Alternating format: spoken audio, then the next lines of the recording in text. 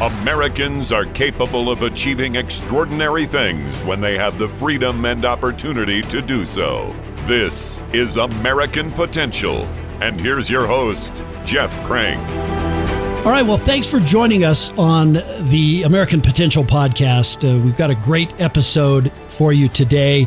As always, appreciate everything you do to we're just growing leaps and bounds. Like the downloads on this podcast are growing. We're excited about that. There's so much going on. Tons of reviews, over 1,000 reviews, I think, on Spotify, pretty close to 1,000 reviews, 5-star reviews, by the way, on iTunes. So thanks for doing that. Follow us on Twitter, on Facebook. And if you haven't noticed, we've gone to video formats. So these podcasts are now video podcasts. You can watch them on Facebook, on YouTube. Of course, you can always listen to them on your favorite podcast platform. But we'll get right to our show today. You know, I think one of the things that people are frustrated with in politics in Washington are politicians who say one thing and then they do another. And once elected, many of our leaders seem to abandon principle and the promises that they made to citizens when they got elected. But you know what? That isn't the case with today's guest. So on this show, we always like to highlight elected officials who truly keep their word. You know, policy champions who run on a set of core principles, and then when in office, they don't violate those principles. And I am pleased to have one of these elected officials on the show today, United States Senator Pete Ricketts of Nebraska. Senator Ricketts has been in the Senate for a very short time, but he served 2 terms as Nebraska's governor, and he kept his promises every step of the way. The Ricketts family is a household name in Middle America, but it wasn't always that way. You know, Senator Ricketts grew from very humble beginnings, and his family built an incredible business through very hard work, sacrifice, and building the American dream. And as Nebraska's governor, Pete Ricketts focused on delivering value to the taxpayers and making government more responsive to citizens. He reduced wait times at most state agencies, and being true to his word, Governor Ricketts cut taxes every year he was in office, with his largest tax cut being in his last year as governor. This was all provided for by keeping government spending under control in Nebraska and allowing the state to put more money back in the pockets of the citizens of the state. I'm honored to have the former governor of Nebraska, current United States Senator, and part owner of the Chicago Cubs, Pete Ricketts, as my guest today. Hi, Pete. How are you, Senator? I'm doing well, Jeff. Hey, you can just keep talking. You're doing a great job. I don't need to interrupt you. You're doing fine. Listen, well, thank you. I appreciate that. You know, you first of all, I want to tell folks, you've been like an advocate for Americans for Prosperity for a long time. In fact, I remember you were at a rally, the very first rally. You were holding down a stake and a hot air balloon I want you to tell that story if you can. Yeah, so that's a famous Americans for Prosperity story. We were doing the Hands Off My Healthcare tour, as I recall. Yeah. And Tim Phillips, the president, was out in Omaha, and they had a big hot air balloon to help promote it. So we're, doing our whole thing where we're trying to get grassroots activists to come in, sign up, tell them what we're doing. People were very hot about the healthcare bill. And unfortunately, well, it was nice that it rained, but it just rained a lot. And so the ground was really soft. And so we put these stakes into the ground, and the balloon was doing what balloons do. They try to go up, and the ground was so soft, it pulled one of the stakes out and it went flying. And, fortunately, nobody got hit, nobody got hurt, but we're like, uh-oh. So we had to go grab these stakes, secure them better so that they didn't pop up out of the ground. But it certainly made for a memorable rally that we had there to tell people to keep hands off our healthcare.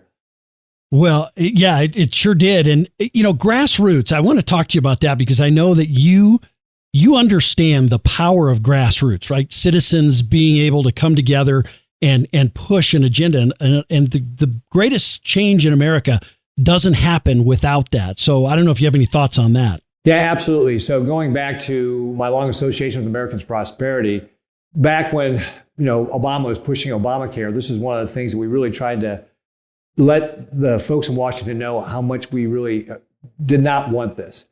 And it was just getting people together, getting them organized, getting them to show up. And while it didn't directly stop the vote on healthcare from passing, I can tell you it certainly had consequences for the politicians who did that and who supported it afterwards. Americans for Prosperity, for example, organized protests at Senator Ben Sass's, Senator Ben Nelson's office in Omaha. Like every Tuesday they were there. And so he was getting the message that the vote he made was a really challenging vote. And ultimately he decided not to run for another term. And I got to believe that the political grassroots activism of Americans for Prosperity played into that decision. So I think it is an important thing that the grassroots get out, get activated, call their state senator, their U.S. senator, their congressman, and let them know how they feel about this issue and that issue, because it does matter to officials when you hear from a large number of constituents on a topic. Yeah, that's right. Okay, now I've been dying to ask this question. How cool is it to own the Chicago Cubs? Is that pretty cool? It's got to be cool. It is a fun industry. Our job is to make people happy. And of course, under the Ricketts ownership, primarily my brother Tom, who's our executive chairman, he was kind of the architect of this. We were able to achieve the first World Series victory in 108 years. So that was the longest drought in professional sports in America. And, through, frankly, bringing the same sort of things I brought to state government, which is a business approach of how to run things. That's what we did to the Cubs, brought a business approach to running the team, which is what I did for state government. That's how I was able to get the really terrific turnaround in services that we started providing to people through state government. And that's how we got better outcomes for the Cubs to win the World Series. All right. Well, I'm going to spare you my Harry Carey impression. Did you like how I tied those two things together? I love how you did that. Yeah, you're a marketing genius. You're a marketing genius. I'm going to spare you my Harry Carey impression, just so you know. Thank you. Yeah, I will do that. But anyway, hey, thanks for all of that. I mean, I've been a Cubs fan for a long time, and a long-suffering Cubs fan until you guys brought us a world championship. So, and we're going to get better again. We're going to get better again. That's great. That's great. So I want to talk to you about a couple of things, but particularly, the EPA. So people understand, maybe you can talk about what is the EPA? What's it responsible for? And how important is it for the United States Congress to have oversight over the Environmental Protection Agency? Yeah, absolutely. So the Environmental Protection Agency, the EPA, is responsible for carrying out the laws that the Congress passes and the president signs with regard to environmental protection. And these are important laws. Nobody cares more about our clean air and clean water in Nebraska than we do as Nebraskans. And we want to make sure that we have an environment and a world we can pass on to the next generation and be proud of. In fact, Nebraska, according to U.S. News and World Report, has the 6th best environment in the country. Whereas the president's state of Delaware, I might point out, has the 6th worst environment in the country. But what we see out of the Environmental Protection Agency, particularly under this Biden administration and under the Obama administration before this one, was that they are overreaching on what the laws Congress passed are. So, for example, just a classic example of this is the Waters of the U.S. rule. So in the 1972 Clean Water Act, Congress gave the EPA authority to regulate navigable waters. So that's a water that you can put a boat on and go someplace on, right? And to me, that says that's rivers, oceans, lakes. Those are navigable bodies. You can expect to see a ship on those things. What the EPA is now trying to do is say, well, no, that actually means roadside ditches, puddles on construction sites, farm ponds. None of those things are navigable under any sort of stretch of the word meaning, stretching the word to mean that. And that's an example of how Congress has to have the oversight to say, no, Congress writes the laws. If the president signs to become, writes a bill, president signs it becomes a law, but the EPA does not get to write laws. And that's what they're trying to do right now. They're really trying to subvert our system of divided government where we've got, checks and balances, where we have 3 branches of government that are responsible for very specific functions. And these bureaucrats at the EPA are really trying to stretch the meaning of what the law Congress wrote is to do things Congress did not intend them to do. Again, navigable waters was in that Clean Air Act or the Clean Water Act 50 times. Congress was very clear. The EPA is trying to go around it. And that's why we have to, remain having oversight over the EPA, because they will try to stretch what the meaning of the law is or try to subvert it entirely in this case. And it's just not right. It's not the way our system of government works. Yeah, you talked about waters of the United States. There's so many other areas where I think the EPA is overreaching, and that's not the way our founders intended for this to work. We wanted a federal government that was responsive to the citizens that elected them, and this is really one of the real problems with all federal agencies, but I think particularly with the EPA. Maybe are there other areas besides that the EPA is kind of overreaching that you see where maybe Congress needs to step in and take some more control? Yeah, absolutely. So another rule that the EPA is putting out has to do with tailpipe emissions. And again, this is not something that they're necessarily, they're responsible for doing this, but they're doing it in a way that is a complete overreach, because what they've proposed is tailpipe emissions that would require that 2/3 of all cars sold in the United States by 2032 would be electric vehicles. Now, we all want to reduce the amount of carbon in our environment, and particularly our air, reduce greenhouse gases. But we ought to allow industry to innovate, to find those ways rather than being told what to do. And the consequence of this is nobody in the Biden administration, nobody in the White House, nobody in the EPA has actually done the math to show that we can actually achieve what they want. For example, if you were to electrify all the heavy trucks on the road, you're going to need 10% more power generation. To do it for cars, you're going to need 40% more power generation. And ironically, it takes a while to build power generation or transmission lines because the environmentalists that the EPA are kowtowing to are blocking those things. And what about rare earth elements? The fact that China is responsible for processing a large majority of those means we'd be dependent on a chief adversary we've got in this world, kind of like what we were in OPEC before we had the shale revolution here in this country. And that's a bad thing. Even the U.S. Defense Department under Biden has said that's a bad thing. So nobody's actually put pencil to paper to show how we can do this. And this is another area where Congress has to exercise oversight and say, hey, what you're doing here is not right. And really, you can go through a number of different issues where, whether it's the EPA or the Department of Labor or whatever, they're trying to push regulations that really are going to have disruptive consequences. And we as the Congress have to push back on this. Now, we may still end up in court on these things, which has happened on things like waters of the U.S. and so forth, when the EPA won't listen to us. But that's, again, why we have checks and balances in our government. We've got a legislative branch that's supposed to pass the laws, not the executive branch, and then a judicial branch which oversees when, for example, the executive branch steps out of line and we go to court. I want to do a podcast episode on this one time. I've always thought, if you just look at the price of a new pickup truck or a car, how much of that is being driven by government just sort of snapping their fingers, making this magical number, whether it's a fuel efficiency standard or, tailpipe emissions or something that the American people, I don't think truly understand that is what is driving up the cost of vehicles in the United States of America and making it really unaffordable. And these are bureaucrats in Washington who are doing this and with no thought of the impact that has on a single mom in Omaha. You're exactly right, Jeff. And that is the problem. They're just not thinking about how this impacts everyday Americans. I was just talking to a car dealer about this very issue, and he said the biggest problem is consumers don't want that many electric vehicles. Like, yes, electric vehicles are out there right now, but they're really expensive. They're, like a third to 40% more expensive than a conventional vehicle. And the price will come down as we make more of them, but they're still really expensive right now. And this car dealer said, Americans just don't want that many of them. His customers are not asking for that many electric vehicles. So again, this is an area where they're not thinking about, gee, if I'm a ordinary family and a regular car costs $46,000, and now one of these electric vehicles costs $65,000, that's a lot of money. Or I'll give you another example. It's not related to the EPA, but the rule they just decided to put on hold now, where they're going to start charging mortgage holders who had good credit scores more money and give it to people who had lower credit scores.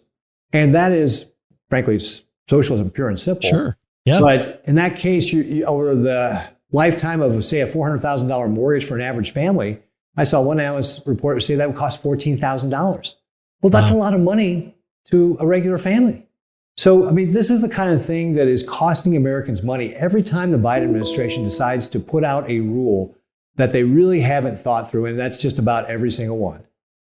Yeah, it is. I mean, $64,000, that's the same amount that is the average American yearly salary. Yeah. So, you would spend an entire salary on purchasing one of these vehicles. Yep, exactly.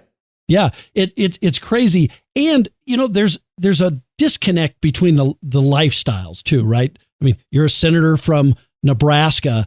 I mean, I just don't see a lot of ranchers and farmers in Nebraska just rushing to buy an electric vehicle. Do you? No, and in fact, that's one of the things too. Especially, it's been a long time since I've lived in a big city, and I'm here in DC now, and that's one of the things I've really noticed is that you have a lot of people who have no idea what it's like in Nebraska. They just don't understand our way of life. For example, if you're looking on Highway 20 in Nebraska, I think between Allen and Hay Springs, it's something like 340 miles. There's no chargers. You're not going to get anything charged. Right. And a heavy truck can go about 150, 200 miles on a charge.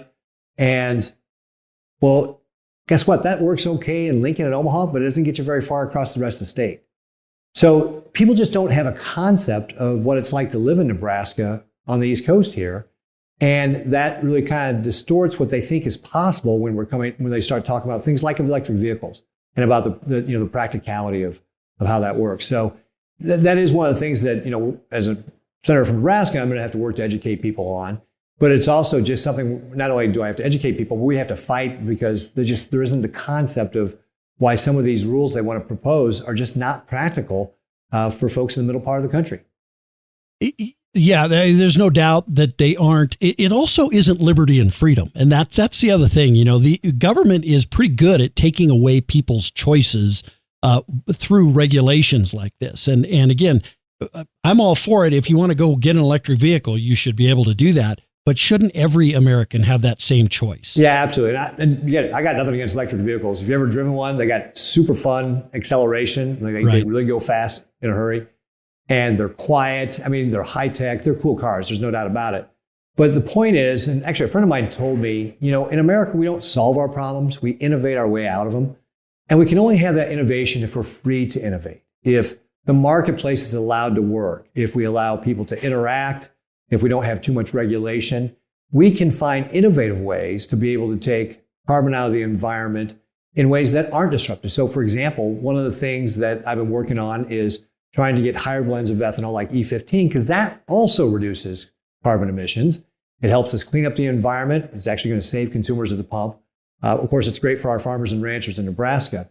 But that's another way that we can be looking at it. And frankly, there's a distribution system already in place for things like ethanol or biodiesel or renewable diesel. Again, if you're talking about heavy trucks, that's a way that we can start taking down carbon emissions in a distribution system we already have.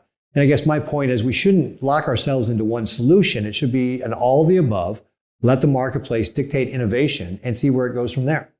How much of this is driven by a desire to I guess by some in the Biden administration and elsewhere, to just get us off of fossil fuels altogether at all costs, whether there's an alternative to that or not? Well, certainly it's the agenda of President Biden, right? He campaigned on this. He told people like, hey, we're gonna end fossil fuels.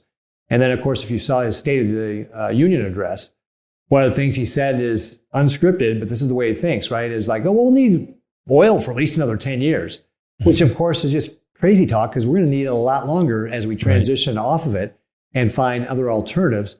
But that's just the way he thinks. And I will tell you, it's part of this Biden agenda, or Biden administration's misplaced agenda.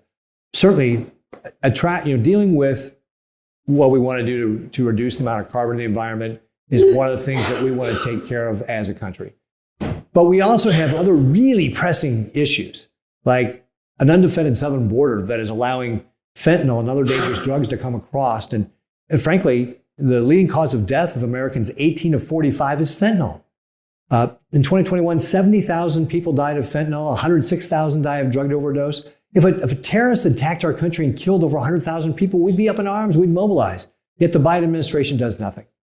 Or you think about this high inflation that we've got. And that is contributed in part by the Biden administration's agenda to destroy American energy, the fossil fuels. So it's just misplaced agendas that this administration has. And really the only thing that's driving them is what they can do on taking carbon out of the environment. And while, again, that's an important issue, that is not the only issue that we're facing here in the United States. Yeah, let me switch gears a little bit. You talked about the border. That's something that, obviously is a hot topic right now. But another one, obviously, is the debt limit. And we are hurtling towards a fiscal cliff, right? We spend more money as a government than we take in. We've done that for decades. There's no end to that in sight. And we're desperate for people in Washington to understand that and get control of spending. But the Biden administration seems sort of hell-bent on kind of using this debt limit issue, to really drive more spending. Your thoughts on where we are and Congress trying to negotiate with the president in this whole effort? Yeah, absolutely. I mean, first of all, to your point about taking care of, getting on spending, we have to start doing something. Look, every American family knows at the end of the day, you have to live within your means. And nobody wants the debt to be defaulted on. But the fact of the matter is, if you use 2019 as a baseline year, because that was the last year before the pandemic, our spending is up 54%. We went from like $4.4 trillion to the last few years have been like 6.3, 6.5. I think the president's new budget is $6.9 trillion in spending. So we're talking about a 54% increase in spending from 2019 when our population has only grown 1.8%. That's just not sustainable, right? We should be able to understand that, hey, you just can't keep spending that much more when you don't have a population that justifies it. If you look at, for example, non-defense discretionary spending, that's up 40%. So we've seen significant growth in all these different budgets, and we've got to get it under control. And what the House Republicans have proposed is eminently reasonable. They're not even going back to 2019, which is kind of where I would have started, but they started 2022 and passed a responsible budget that controls spending and raises the debt limit. And that is what the president ought to be negotiating on. We've got divided government. The American people gave the House to the Republicans. And it is the legislative branch that has the purse strings here, right? That's the way our system's designed. I know, I used to be a governor, right? I would propose a budget, but it was just a proposal.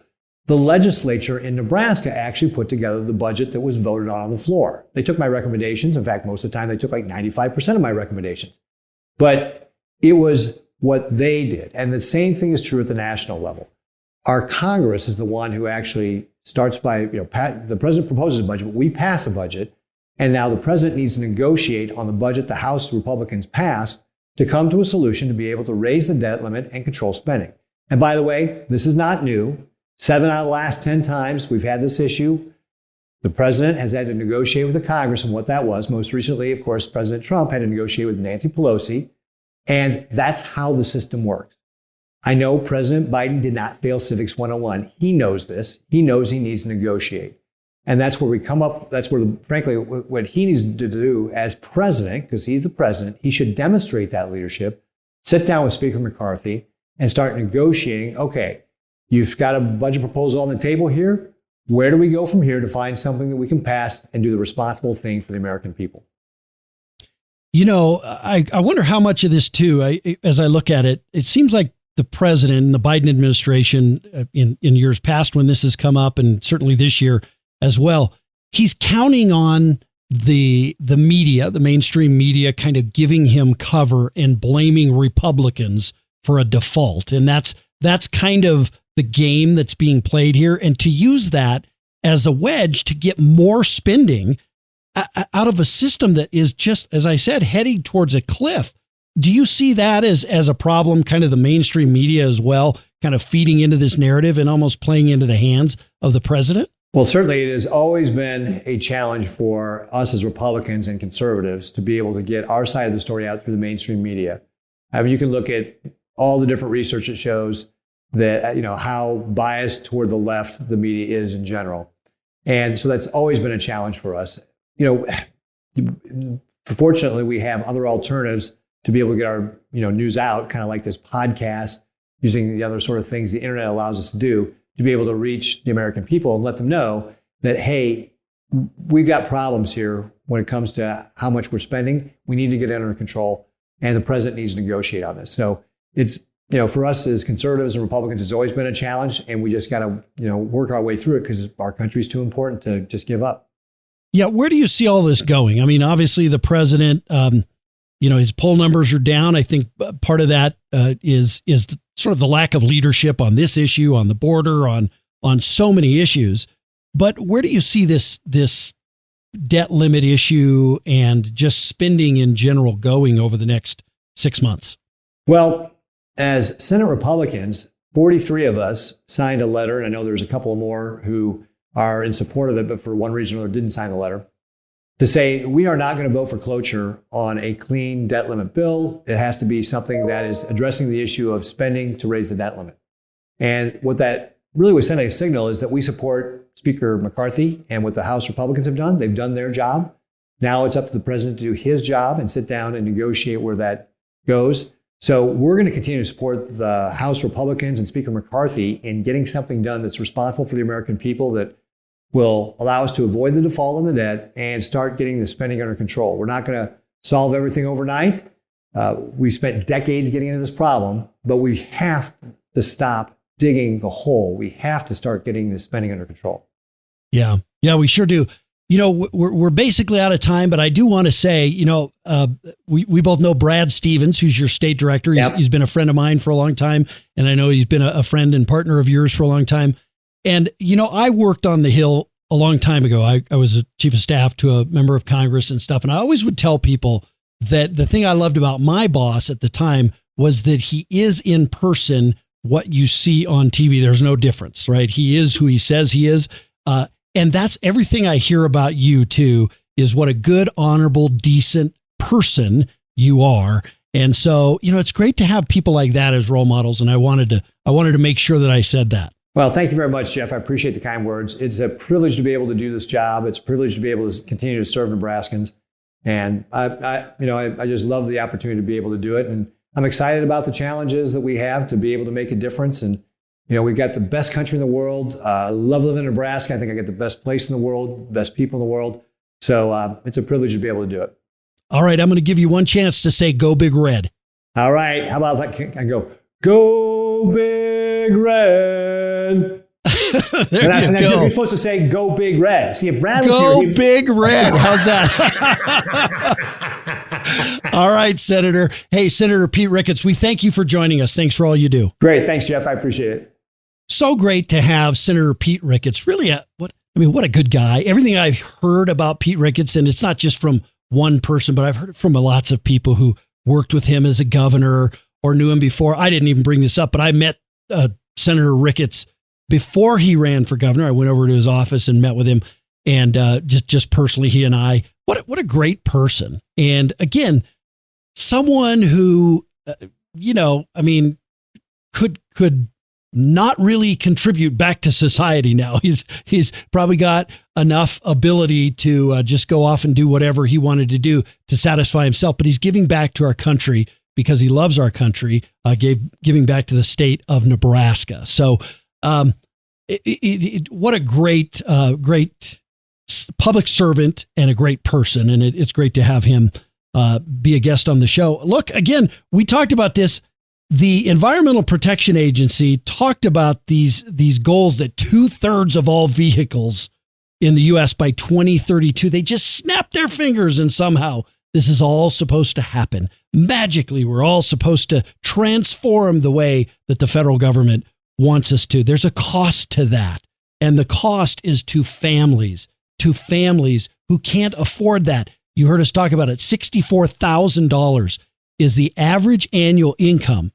That's the price of one of these electric vehicles. So there is a cost to this. And it's easy if you're a bureaucrat in Washington. It's easy if you're a policy maker inside the Beltway to just snap your fingers and say, oh, everybody should do this.